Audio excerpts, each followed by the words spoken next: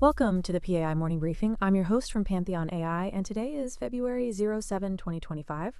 Good morning, everyone. I hope you're all ready to jump into a robust discussion on the current state of the markets, the latest news-stirring headlines, and some expert insights that might just steer your trading and investing decisions today. Let's start with a quick market overview. As we take stock this morning, the Standard & Poor's 500 is trading at roughly 6,083.6, up by about 0.2%. Meanwhile, the Dow Jones is sitting at an approximate 44,748, experiencing a dip of nearly 0.4%, a reminder that even established indices have their off days. Over on the Nasdaq, we're looking at a level around 19,792, climbing by roughly 0.3%. And if you're curious about smaller caps, the Russell 2000 is at just above 2,307, having slipped by approximately 0.7%. Shifting gears to the exciting realm of digital assets, Bitcoin is trading at nearly $100,000, up by a robust 3.1%, while Ethereum is not far behind at close to $3,000, gaining nearly 3.6%. These movements illustrate the persistent volatility and vibrant activity in our markets, even as traditional and digital assets dance to somewhat different tunes. It's interesting how this blend of stability and volatility keeps us on our toes, don't you think? There's always that unexpected twist that shifts the narrative. I like to say that sometimes the market behaves like a cat on a hot tin roof. One moment it's calm, and the next it's darting in every direction. But that's what makes our analysis both challenging and exciting. Moving into our deep dive on market trends, the overarching theme these days seems to be a recalibration of expectations in a world of persistent uncertainty. One of the major talking points has been comments from Fed official Neel Kashkari. According to him, it appears that nearly 40% of the run in 10-year yields since last September could be seen as compensation for inflation, with the remaining 60% being driven by what he calls real rates.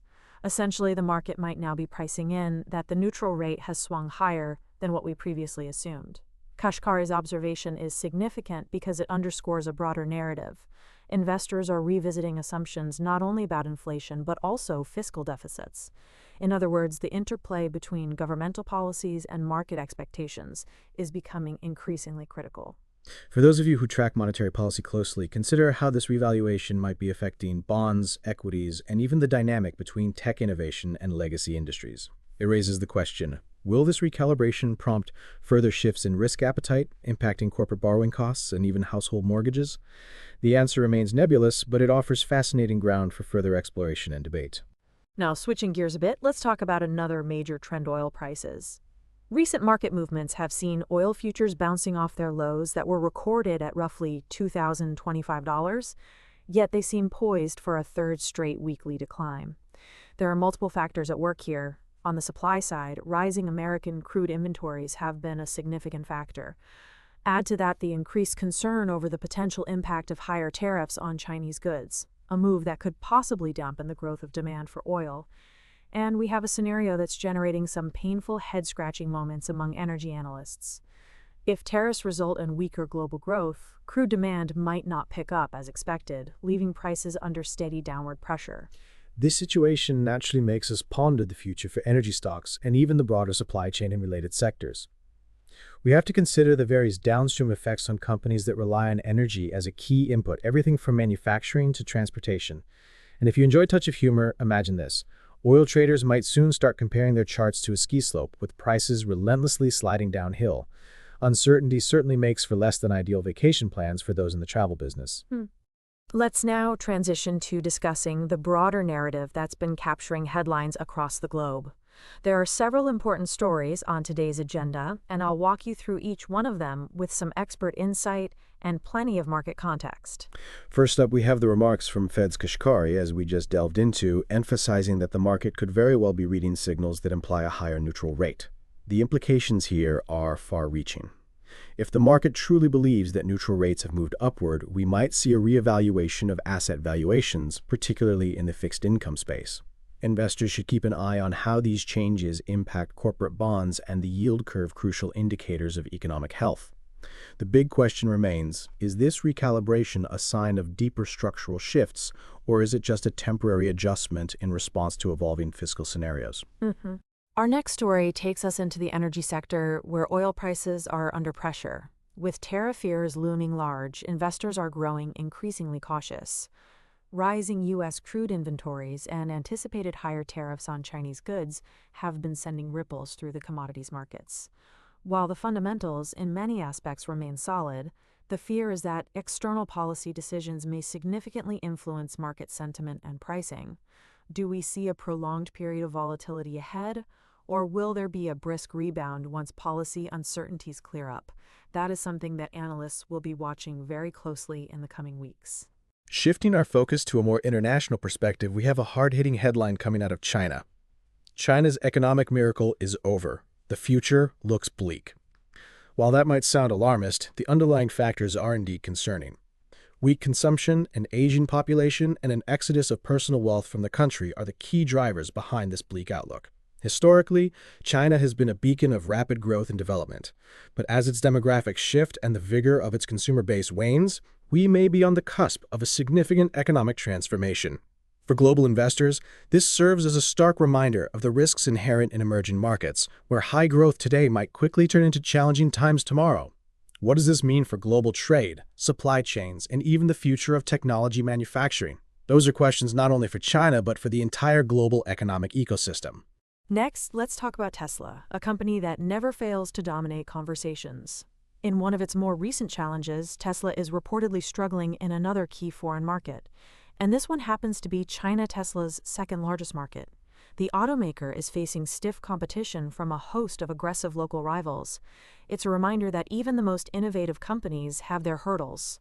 Tesla's conundrum begs the question, will it be able to regain its foothold in a market that has always been fiercely competitive, or is it on the verge of losing ground permanently? As potential investors weigh in on Tesla's global strategy, they would be wise to consider these headwinds in their broader portfolio considerations. In our next headline, reports have emerged that Veritas is in discussions to acquire Dun & Bradstreet. While details remain sparse, this move could signify a strategic consolidation in the world of data and analytics. For investors, mergers and acquisitions are always a double-edged sword. They often signal growth potential, but also expose companies to new risks in integration and regulatory scrutiny.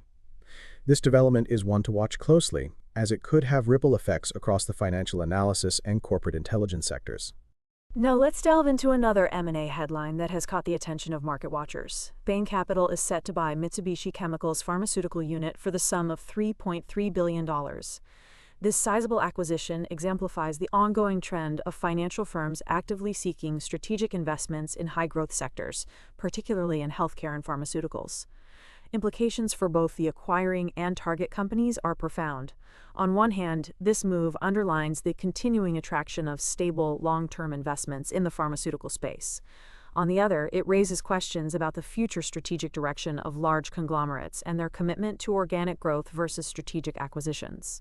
Speaking of mergers and acquisitions, we're witnessing what many are calling the M&A boom of 2025. A variety of experts predict that this trend is just getting started. There are at least 5 major takeover targets being discussed in industry circles that are drawing enthusiastic attention. These companies appear well-suited to benefit from M&A activity, either as targets or acquirers, regardless of whether a transaction materializes. This trend is another signal that even in a seemingly unpredictable macroeconomic landscape, there remains considerable appetite for strategic repositioning and consolidation across industries. On the technology front, another interesting tidbit is the announcement from Alphabet's Verily. They have entered into a pact with Elevance Health to offload part of their insurance business. This move may seem tangential at first glance, but it illustrates the deepening interconnections between tech and healthcare, a blend that continues to revolutionize both sectors. By offloading their insurance operations, Verily could be aiming to sharpen its technological edge while allowing partners to leverage its vast datasets and AI capabilities in a more focused way. The potential for increased efficiencies and more personalized healthcare solutions is enormous, and this story is one that deserves close attention as it could reshape business models in both the tech and finance arenas. Next on the list is another strategic acquisition story, this time involving a major consulting firm. Accenture has agreed to acquire Staufen AG, a well-respected Germany-based management consulting firm specializing in operational excellence for manufacturing and supply chain sectors. This acquisition aligns perfectly with the current global emphasis on supply chain optimization, a critical pivot in today's volatile trading environment. For investors, this move by Accenture is not just an isolated transaction. Instead, it signals a broader trend of incumbents betting on consultancy and advisory roles to navigate operational disruptions. One might even say that in today's climate, operational excellence isn't so much a buzzword as it is a survival strategy. These headlines, taken together, give us a rich tapestry of market developments. From recalibrating central bank policies to strategic M&A activity and shifting global economic dynamics, it is clear that the interplay between macroeconomic trends and business-level decisions is as intricate as ever. For sectors like technology, energy, and finance, the implications are immediate. Tech firms are grappling with integration challenges as they navigate both organic growth and M&A sprees. Energy players are balancing regulatory pressures with market fundamentals, and financial institutions continue to play a pivotal role in facilitating these transitions. Let's focus our attention now on sector analysis. In the technology sector, the M&A activity and strategic partnerships, such as those involving Alphabet's Verily, underscore a significant shift. There is a noticeable trend toward refinement and specialization. Companies are not merely expanding in size, they are seeking to optimize their core competencies. For technology investors, the challenge remains to identify which firms are best poised to integrate emerging technologies, such as artificial intelligence, and convert these into scalable business operations. It's an exciting time for tech where even small shifts in strategic partnerships can result in exponential growth trajectories. Turning to the energy sector, the challenges have been both fundamental and geopolitical. The persistent decline in oil prices, amplified by fears over potential tariffs and increasing U.S. crude inventories, puts energy companies in a precarious position. On one hand, lower prices may boost demand in the short term, but on the other, they can strain investment in long-term capacity and development. It is a balancing act that requires both precise market timing and deep sector knowledge. For investors in energy stocks, the current landscape calls for a careful evaluation of each company's resilience and adaptive strategies. The financial sector, too, is in the spotlight as markets undergo these shifts. With the Federal Reserve's recalibration of rates and market participants increasingly pricing in a higher neutral rate, banks and financial institutions must navigate an environment where the risk and return equations are continually evolving. In this dynamic backdrop, M&A activities, like the potential Veritas acquisition and the strategic moves by Bain Capital, serve as key indicators of broader capital market trends. Investors should be wary of the underlying risks, particularly when it comes to integration challenges, but also remain alert for opportunities that stem from market mispricings and structural adjustments.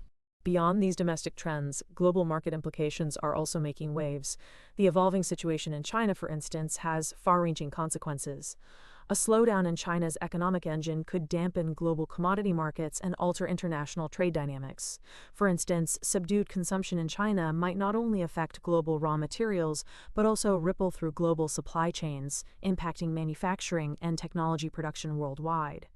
Similarly, strategic moves by multinational firms in regions such as Europe, evident in Accenture's recent acquisition, remind us that it is increasingly critical to think beyond borders when assessing market impacts. In these uncertain times, expert insights and predictions become essential. Let's talk for a moment about what might be on the horizon. Many analysts are noting that the interplay between fiscal policy and market expectations is likely to drive near-term volatility. The possibility of higher-than-expected rates, as indicated by Kashkari, might not necessarily spell doom for equities, but it does suggest that investors must brace themselves for a more complex interest rate environment. As geopolitical issues continue to tug at the fabric of global trade, investors would do well to ask, are we ready for a world where traditional market drivers are joined by an increasing array of non-traditional risks, ranging from demographic shifts to supply chain disruptions? While these serious questions fuel many of our discussions, I do enjoy a little humor to lighten the mood. For example, when I mentioned our friend Tesla struggling in a fiercely competitive market, I couldn't help but think, if Tesla's cars were as adaptable as its stock price, we might just see them morph into a mini-submarine on a rainy day in China. It's jokes like these that remind us that while the stakes are high, sometimes a little levity can go a long way. Before we wrap up today's discussion, let's recap some of the key takeaways. We started with a quick overview of the major market indices and digital asset performance. An encouraging rally in Bitcoin and Ethereum amid modest movements in the traditional indices set the stage for a day filled with analysis and surprises. We then delved into a deep exploration of how monetary policy, supply chain disruptions, and geopolitical tensions are converging to shape the market dynamics. Our review of 10 to 12 important stories, from Fed's Kashkari's insights on neutral rates and inflation compensation to the turbulence in oil prices triggered by tariff fears, to the stark warnings about China's economic future, painted a picture of a world in flux. We discussed how Tesla is grappling with competitive pressures in China, how M&A activity is reshaping sectors, and how strategic acquisitions by firms like Accenture signal a broader trend of consolidation in the quest for operational excellence. Looking more closely at sector analysis, we examined the rapid evolution within technology companies and the challenges faced by energy and financial sectors, a reflection of the delicate balance between fiscal policy, geopolitical risks, and market fundamentals. Globally, the interplay between domestic policy decisions and international economic conditions continues to spur adjustments across the board, and as we move forward, the fusion of technology with traditional industries will likely drive innovation while posing new risks that every investor and trader needs to monitor closely. I always invite my listeners to reflect on these narratives. What do you think will be the long-term impact of a recalibrated neutral rate on your investment portfolio? How might the current pressures in the energy market transform supply chains on a global scale? And if China's once miraculous growth trajectory is indeed giving way to more challenging times, what should global investors do to hedge against these risks? These are the kinds of thought-provoking questions that can shape your strategy and help you stay ahead of the curve. In closing, remember that learning should feel like a full-time job. I hope today's briefing has shed valuable light on the interconnected dynamics at play in our markets today. Whether you're focused on equities, digital currencies, or the broader macroeconomic environment, always remember that PantheonAI is your information co-pilot here to help you navigate the complexities with informed and intelligent insights. I want to thank you for joining me today. I encourage you to keep these insights in mind as you analyze your portfolios and make your trading decisions. Make sure you tune in tomorrow for another in-depth episode that promises even more news updates, analysis, and questions that'll be sure to challenge your thinking. And as always, feel free to reach out and ask questions to our AI co-pilot. We are here to help you make sense of every twist and turn on this fascinating financial roller coaster. Until next time, take care, stay curious, and happy investing.